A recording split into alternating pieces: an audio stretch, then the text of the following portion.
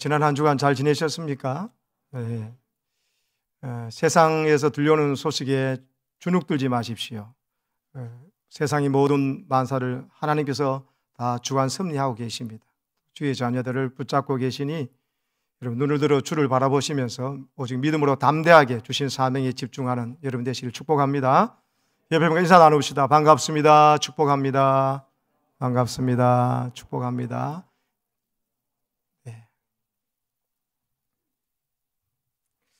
오늘 말씀 제목을 한번 같이 읽겠습니다. 시작. 교사 한 사람의 힘과 영향력. 오늘 이런 제목으로 말씀 전하려고 합니다.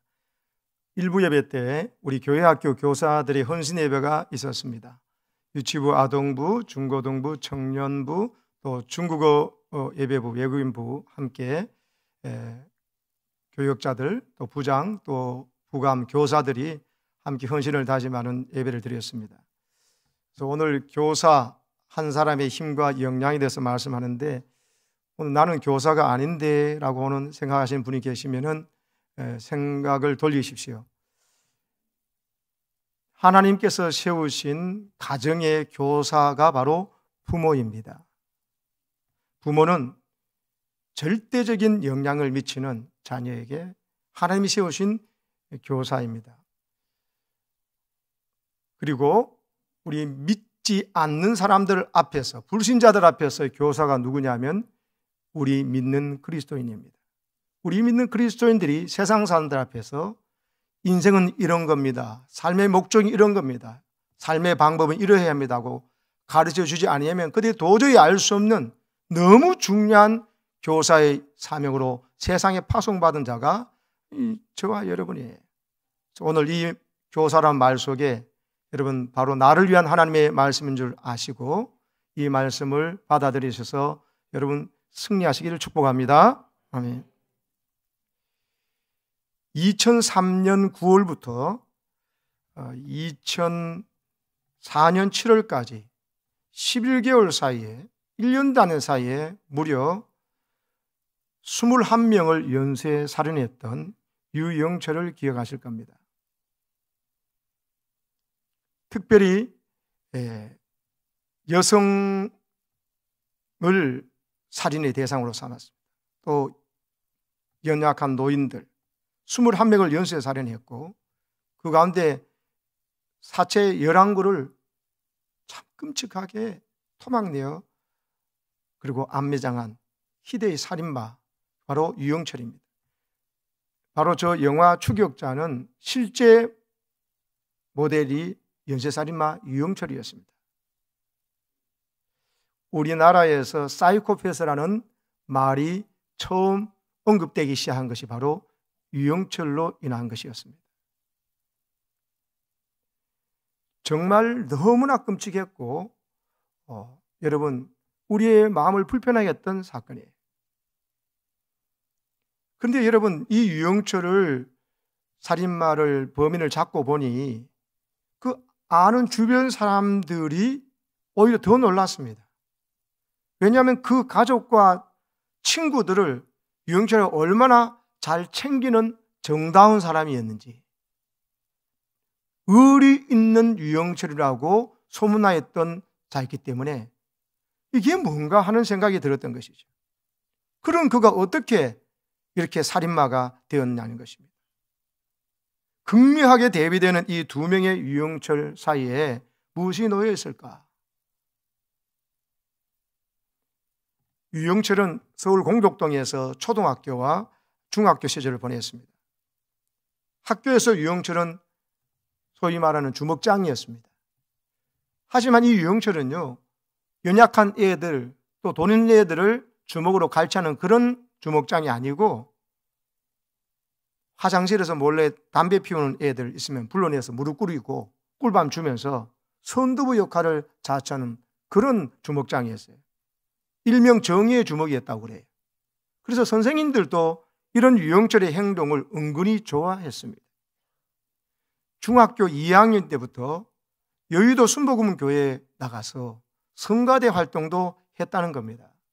노래를 잘 불러가지고 새 창조의 밤이라고 중고등부 그런 문화개방 같은 행사할 때 중등부 행사 대표로 뽑혀가지고 3,000명의 아이들 앞에서 노래를 불렀던 아이입니다. 미술도 유영철의 특기였는데 좋아하는 사람을 즐겨 그렸다고 하는데 교회 성가대에서 짝사랑했던 이름이 진영이 똑같네요. 진영이란 여자아이를 그려가지고 친구들 놀라게 한 적도 있습니다. 아크릴로 여의도를 축소한 모형을 만들어서 미술축제에 제출했는데 아크릴을 아주 조그맣게 오려가지고 63빌딩에 창문을 다 달았을 정도였습니다. 그 예술적인 재능도 많고 노래도 잘하고 하는 그런 훌륭한 또 의리 있고 그리고 다른 주위에 연약한 애를 돌보고 챙겨주는 아이였다는 것입니다. 그런 그가 어떻게 이런 희대의 살인마가 되었나는 것이죠. 예고 시험에 낙방하고 K고등기술학교에 진학한 유영철이 학교를 마음에 들이지 않았답니다. 왜? 자기가 다니는 여의도 순국에 가니까 강남에 인문계 고등학교를 다니는 아이들이 많아 놓으니 교회 성가대에서 자기가 상대적으로 열등감을 좀 느낀 것입니다. 누가 말하는 건 아니었지만 스스로 그걸 느끼면서 자격지심도 생기고 이러면서 점차 교회의 발길을 끊었다는 것입니다.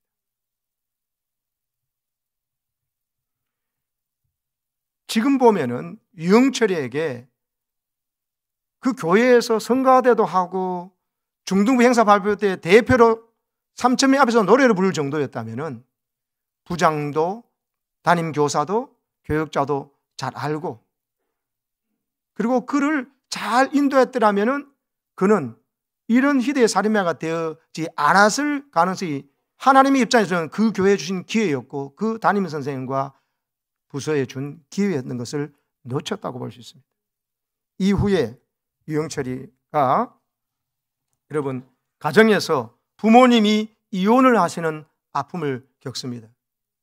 부모님이 부부싸움하면 심리학자들이 말하기로 전쟁터에서 총알이 날아오는데 바로 옆에 같이 있던 병사가 총탄에 맞아 죽는 것을 목도했을 때 그 두려움과 같다고 하잖아요. 그런데 그 부모가 싸움을 넘어서서 이혼을 해버렸다 했을 때 그 충격 고통은 자녀들에게 어마어마한 것입니다. 유영철은 그것을 당했어요. 또 아버지가 교통사고로 돌아가 버렸어요. 그로 끝난 것이 아니라 형이 자살을 했어요. 그런 가운데 이 유영철이가 점점 성격이 삐뚤어지면서 다른 사람과 잘 어울리지 못하는 이런 성격으로 변해갑니다. 22살 때 안마사인 황모 씨와 결혼을 해가지고 했는데 여러분 이 아내와도 이혼을 하게 됩니다. 이혼을 당하게 됩니다. 그러면서 이 모든 요인이 복합적으로 작용하면서 교회와 멀어지고 사회에 대한 적개심을 부추기는 그런 요인으로 작용해 버렸습니다. 아내에 대한 분노가 그래서 자기가 이혼을 당했다는 것 때문에 같은 업종에 안마사 업종을 가진 여인들에게 자신의 화풀이 표적이 되면서 이 연쇄살인의 희생자가 안마사가 많았습니다. 또 여성 접대부들도 많았습니다. 이 신문 기사에서 가장 마음에 걸리는 부분이 그가 또 고등학교 시절에 잠시나마 친구 따라 교회에 다녔다는 사실입니다. 그런데 교회에서 더 이상 그를 찾거나 그를 왜든지 챙겨줄 그리고 그가 당한 이런 아픔과 이런 것에서 공감하거나 챙기지 못했다는 사실. 그리고는 갑자기 어느 순간에 여러분 2004년에 그가 21명의 연쇄살인범 사이코패스 유영철로 매스컴에 등장해버린 것입니다. 여러분 그가 사형을 언도받고요. 교도소에 가 있는데 지금은 52살이 됩니다. 70년생이니까요. 근데 지금 그가 교도소에 사형 선고를 받고 난 다음에 10년 동안 아무도 만나지 않았고요. 그 깜빵을 한 걸음도 나오지 않았답니다. 아마 자기 자신의 인생에 대한 분노도 있을 것이고 절망도 했을 겁니다. 자기가 죽였던 사람들도 생각났을 것이고 자기 죽었던 아버지, 자살했던 형, 그리고 다녔던 교회, 특송했던 거, 선생님, 이런 생각이 있습니다. 그 모든 것에 대해서 여러분, 자기 스스로 분노를 느끼며 상처를 내면서 10년 동안 한 사람도 면회하지 않았습니다. 그 방을 나오질 않았어요. 그런데 어느 날 유영철이가 어느 목사님을 만나겠다고 한 것입니다. 이 목사님이 쓰신 하나님의 용서라는 책을 유영철에게 건네줬는데 그 책을 이 유영철이가 3번 밑줄 치면서 3번 통독한 거예요. 근데 그 내용 보니까 저분 보십시오. 보통 목사님하고 좀 다르게 생겼죠. 저분 옛날에 꿈이 조폭두목이었거든요. 근데 꿈이 조폭두목 되는 거예요.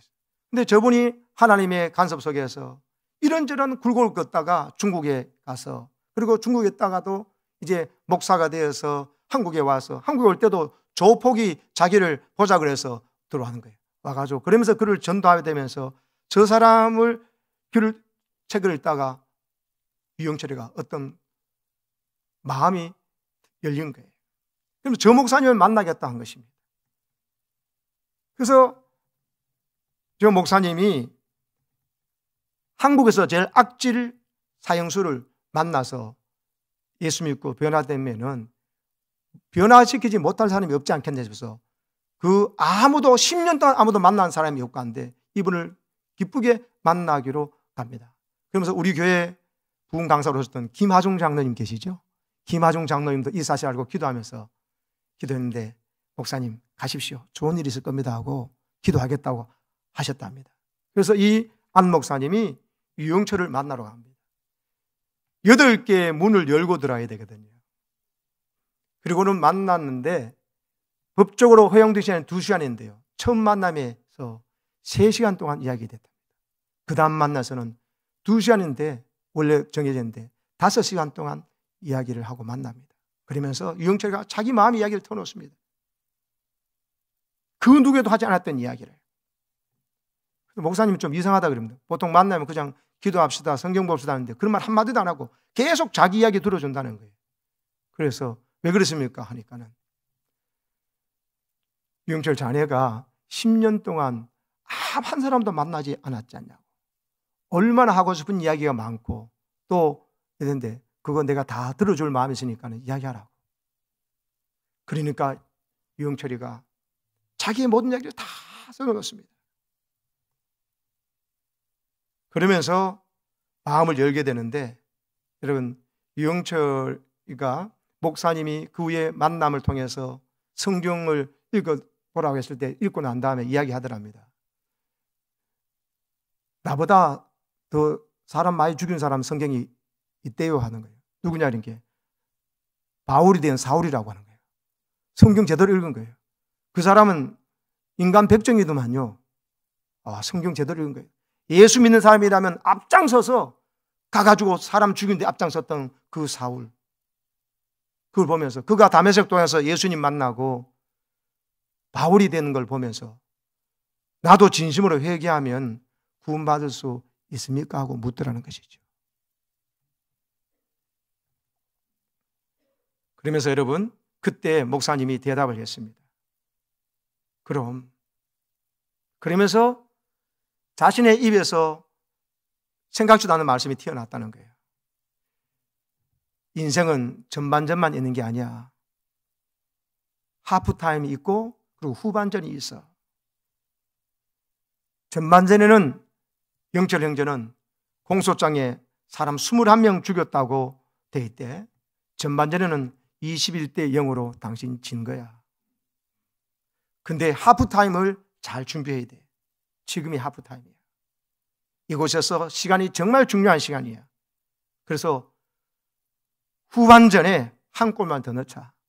21명 너 죽였으니까는 하프타임을 잘 가지고 난 다음에 후반전에는 22명 살리자.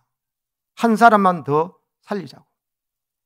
그래서 하프타임 나가고 지금 다시 신앙으로 돌아가야 되는 거야. 나하고 하나님께로 돌아가자.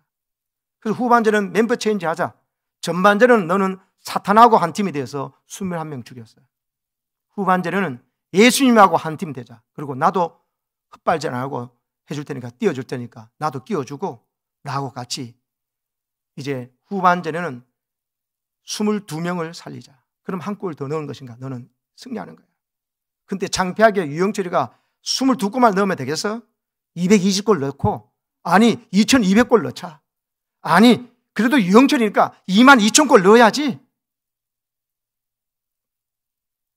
그러려면 너 여기서 많이 울어야 된다. 억울해서 슬퍼서 그런 눈물이 아니고, 이 눈물로 너의 분노, 너의 억울함, 너의 쌓여진 모든 세상에 대한 분노를 다 씻어라. 그리고 하나님 앞에 울어라. 하나님 앞에 그 눈물 소리가 들릴 만큼 울어라.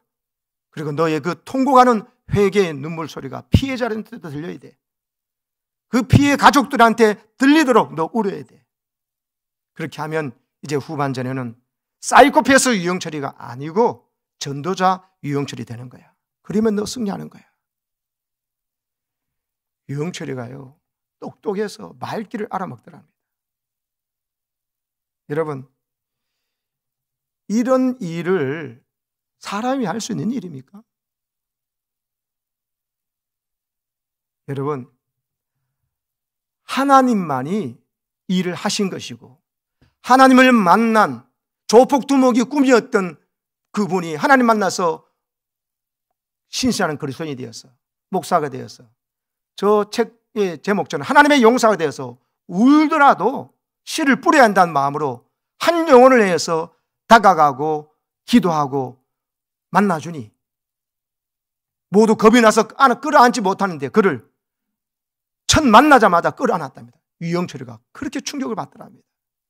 원래 법적으로도 끌어안지 못하게 됐답니다. 근데 하나님의 뜨거운 사랑의 가슴으로 기도 많이 하고 목사님이 겁날 게 없지요. 끌어안으니까 교정위원들도 가만두더란 거죠. 그때부터 유영철의 마음이 무너진 것입니다. 이미 자기가 3번 통독하면서 줄쳤던 그 주인공을 오히려 만나고 싶어 하는데 자기를 기꺼이 만나주고 만나자마자 끌어안아주니 느낀 바가 있었던 것이죠.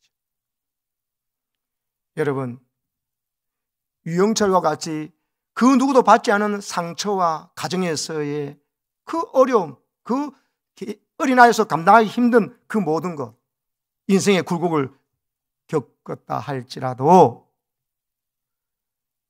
하나님의 사랑을 만나고 하나님을 만난 사람이 또 그 사람을 만나서 하나님의 사랑을 흘러보내줄 때 사이코패스 유영철이 21명의 연쇄살인마 유영철이 변화되고 있다는 사실을 기억하시기를 축복합니다. 여러분, 가족 중에서 한 사람이라도 이 목사님 같은 마음을 가지고 대했더라면, 아니면 중고등부 문학예밤에서 솔로를 했으니, 그리고 그가 교회 안에서도 그런 아이에 걸맞게 서로 사랑하고 또 학교 가서도 나쁜 일 한 애에게 주먹을 가지고 바르게 선단을 했고 주위의 가족이나 사람들을 얼마나 잘 챙기는 인감이 넘치는 아이가, 여러분, 왜 이토록 나중에는 자기 이야기 안 들어주면 격분해서 견디지 못해서 미친 듯이 소리 지르고 나중에 살인마로 변해버린 거로 바뀌게 되냐. 지금 감옥에서 하프타임에 만났던 이 목사님, 이 그리스도인을 중고등부 때 만났던 담임교사나 그가 결혼하기 전에 그 부모 중에서 그 가족 중에서 누구 한 사람만 있더라도 21명의 생명은 살릴 수 있었던 거예요.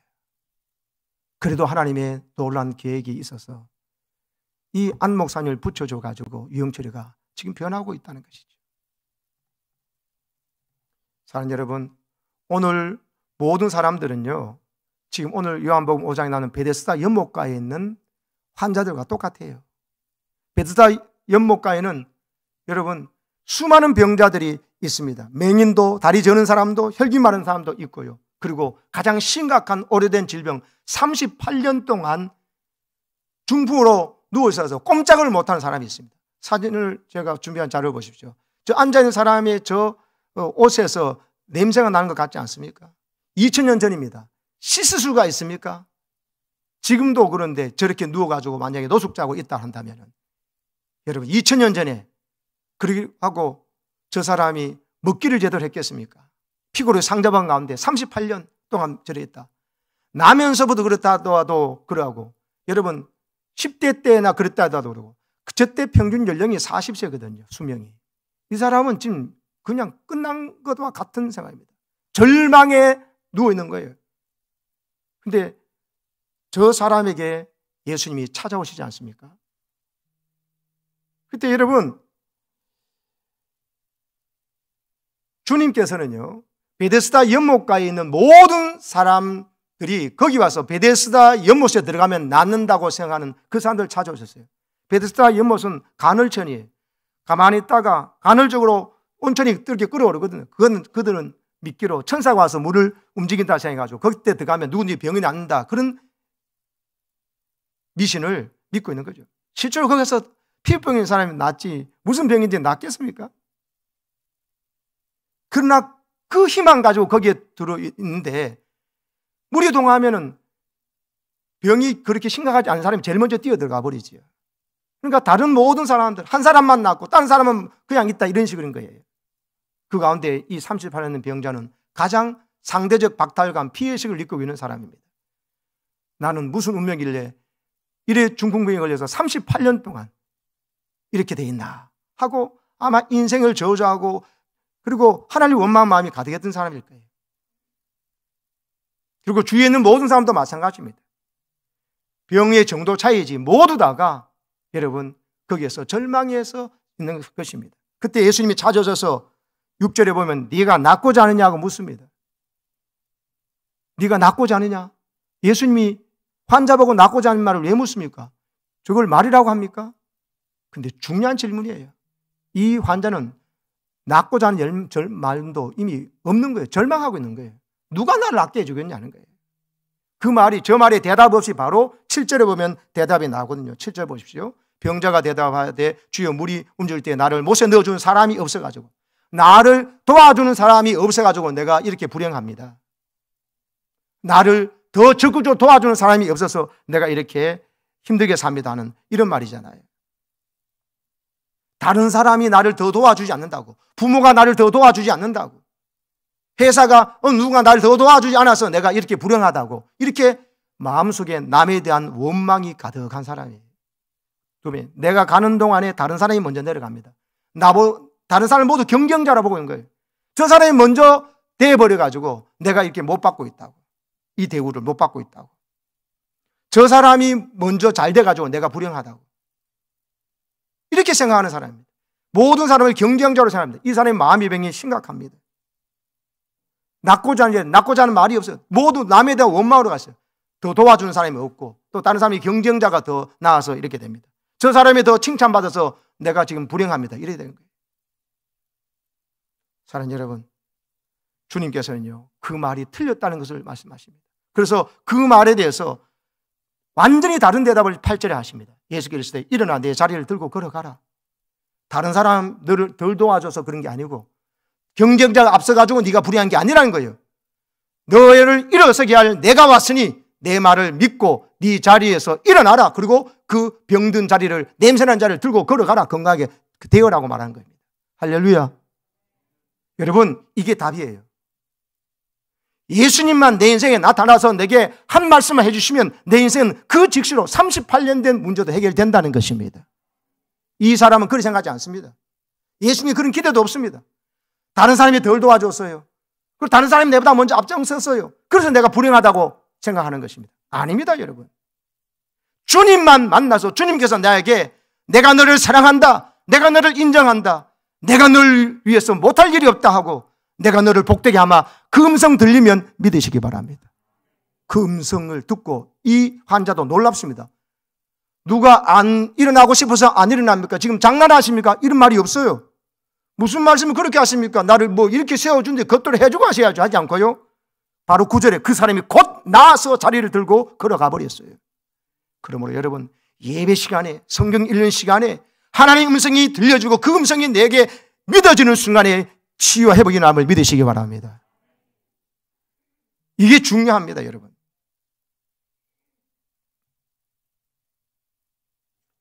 여러분, 이 사람만 병든 게 아니에요. 10절에 보면 건강하던 유대인들이, 10절에 보세요. 유대인들이 이 병난 사람을 보고요, 야, 축하합니다. 너무 기쁩니다. 우리 38년 동안 이렇게 고생했던 사람 아닙니까? 하고 축하하는 게 아니고 뭐라고 하는 거세요? 안식일인데 네가 자리를 들고 걸어가는 게 옳지 않다. 여러분, 이게 정상적인 반응이에요. 이게 인간이 할 수 있는 이야기입니까? 인간미라고는 눈꽃만큼도 없는 사람입니다. 저 사람은 자기는 건강하다는 사람이다. 베데스다 연못가에 앉아있는 병든 자가 아니고 건강하다고 주의 있는 사람이에요. 저 사람이 바로 서기관과 바리새인들이고 예루살렘 성에서 예배드리고 있던 사람들인데요. 우리와 똑같습니다. 그런데 그 사람 마음속에는 다른 38년 된 병자가 나와도 함께 기뻐하고 축하하는 마음이 없어요. 이건 지독한 병이 들린 거예요. 시기와 질투와 경쟁심을 가득한 사람. 그러니까 이건 안식일인데 왜 걸어갔냐고 합니다. 안식일 하는 것은 질병을 치유받고 사단의 매인자가 노인받으면 함께 기뻐하고 하나님께 할렐루야 찬양하는 게 맞지. 짐들 병상을 들고 가는 것은 노동이다 그래가지고 말도 안 되는 율법을 가지고 율법을 곡해해서 그 사람을 정죄하고 있잖아요. 옳지 못하다면서 기뻐하고 축하하는 것은 없어요. 그러니까 누가 이랬냐? 예수님이 그랬더니 예수님을 가가지고 예수님께 화내죠. 나중에 예수님을 죽이려고 음모를 꾸밉니다. 이게요, 베데스다 연못가에 있는 사람은 육신의 환자라면 이 유대인들은 멀쩡하면서 신앙의 환자, 병든 자들입니다. 병든 생각, 병든 신앙입니다. 근데 자기는 병든 신앙, 병든 생각이라고 생각지도 않은 사람이에요. 오히려 남을 정죄 판단하고 있잖아요. 사랑하는 여러분, 베데스다 연못가에 있는 사람과 유대인들 모두가 우리의 모습일 수 있습니다. 중요한 건 예수를 만나서 회복되시기를 축복합니다. 38년 된 병자도 만나면, 예수 만나면 해결되고, 여러분, 그리고 멀쩡하다고 생각했던 유대인도 실은 집안의 탕자 큰형이었던 거죠. 예수 만나서 인간미가 넘치고 남의 기쁨을 함께 기뻐하고 축복하고 남을 경쟁자로 보지 않고 함께 하나님의 복을 이어날 자로 보면서 여러분 믿음의 삶을 살아가시기를 축복합니다. 1955년에 에미 워너라고 하는 심리학 교수님이요, 하와이의 카우아이 섬을 전수조사합니다. 그때 태어난 아이가 신생아가 833명입니다.